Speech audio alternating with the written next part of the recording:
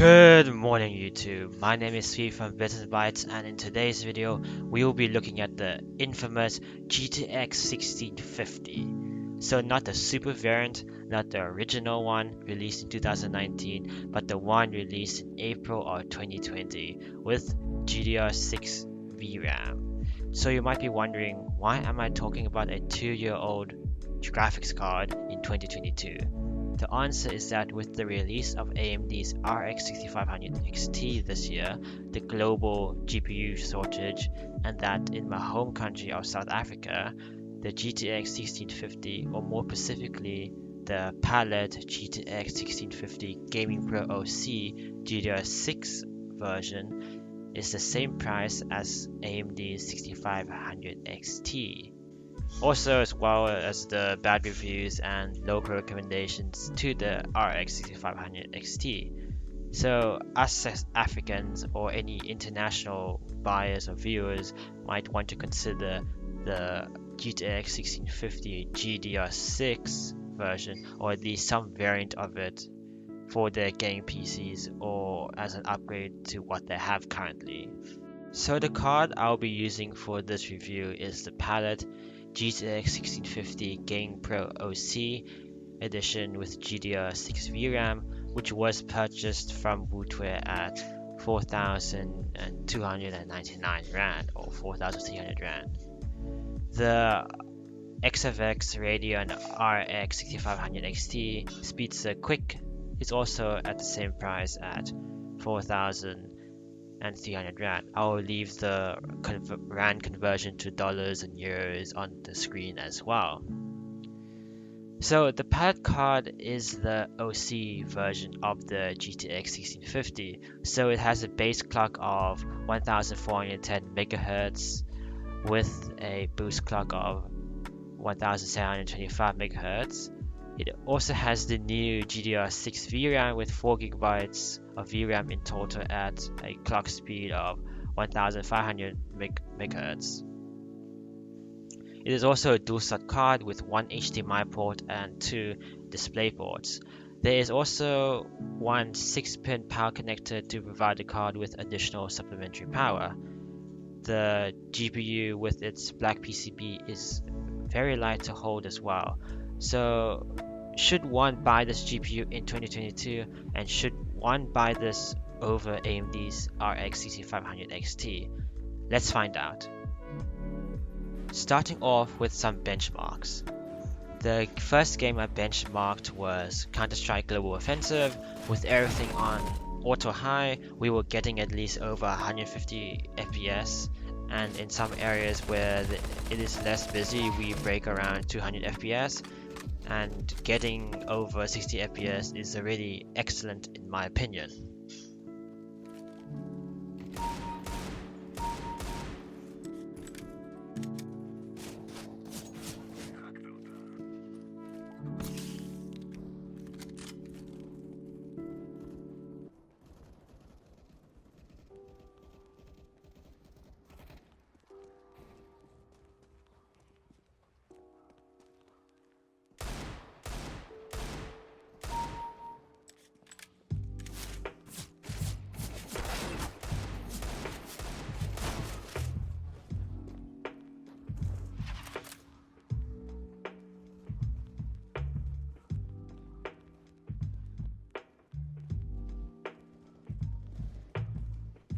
Next, we have Destiny 2 with custom settings. So a mix of low to medium settings, we are getting over 100 FPS, where in some cases at high 80s to like low 90s depending on the intensity of the scene.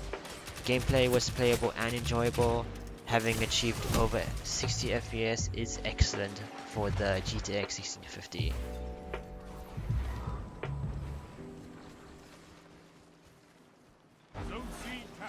You have zone advantage. Zone A lost. Enemy claims Zone B. Enemy has advantage.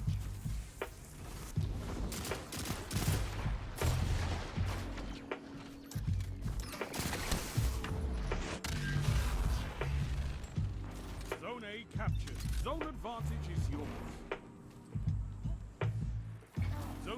lost. Up next we have Halo Infinite. With everything at auto low, the outcome was actually surprising as Halo Infinite can be intensive and demanding, especially on entry GPUs such as the GTX 1650. Settings were auto-adjusted to low. Gameplay was surprisingly pleasant with high 60s to low 70s. Sometimes, depending on the scene and how intense it is, it drops below 60 FPS. This is such a major win for the GTX 1650 as typically people on a budget have low-end monitors with a 60 or 59 Hz refresh rate.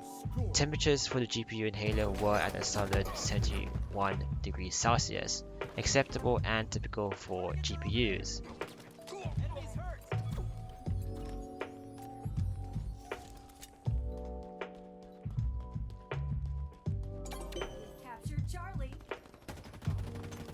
Another benchmark I ran was World of Warships with everything set to auto high.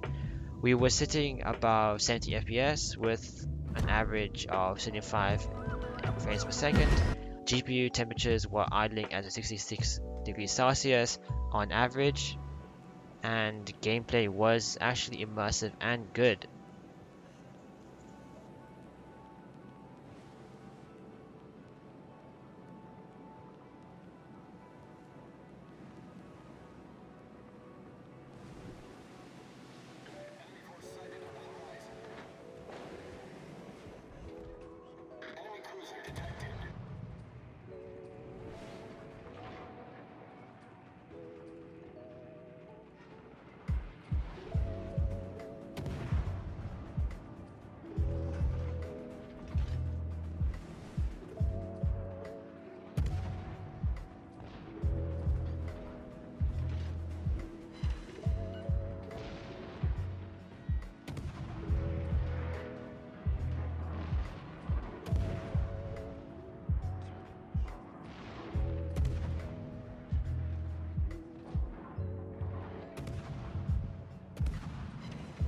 My final benchmark was the famous Viking game Valheim.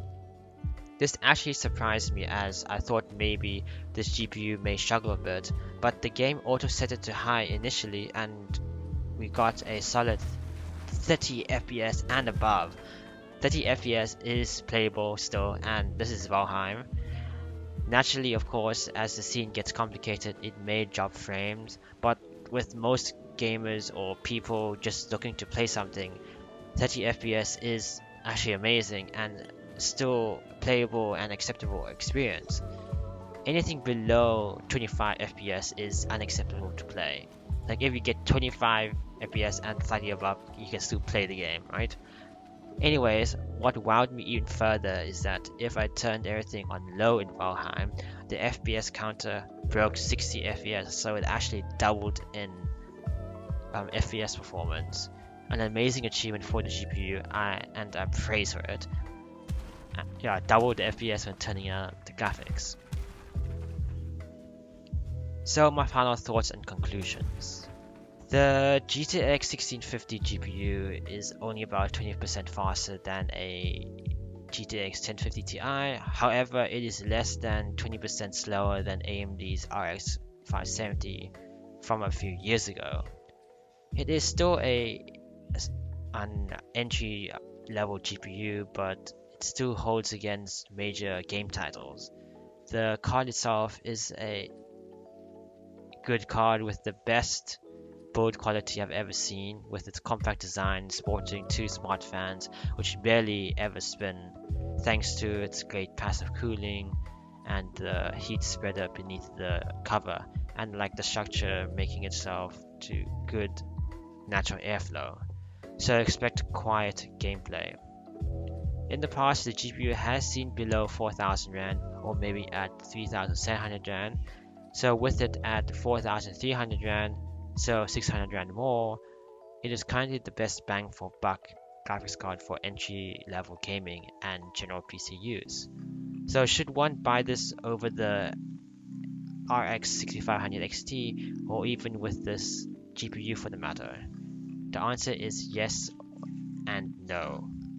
If your motherboard supports PCI Gen 4, have no money for anything else, and don't want to go secondhand and like or prefer new stuff, rather get the AMD RX 6500 XT. It is 25% better than the GTX 1650, and with its PCI Gen 4 support, it would be beneficial to you.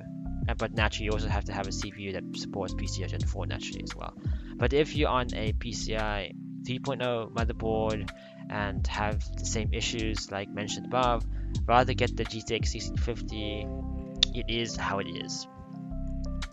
If you want to go the second-hand route, rather get something better like the RX 570 or the GTX 1060 6GB. Additionally, if your older card works, rather keep it and wait until prices drop if possible, or save up money and get something much better like the GTX 1660 or the RX 6600 or the 6600 XT. But if you're building a new PC and don't care about graphics, just want a playable experience or to just play some games like most budget gamers, you can get the GTX 1650 and upgrade in the future, as you'll be spending money on other things in the PC like better RAM, better SSD, and a CPU. Your monitor most likely supports only 60Hz, and based on the benchmarks, the GTX 1650 is acceptable and an excellent choice in today's world.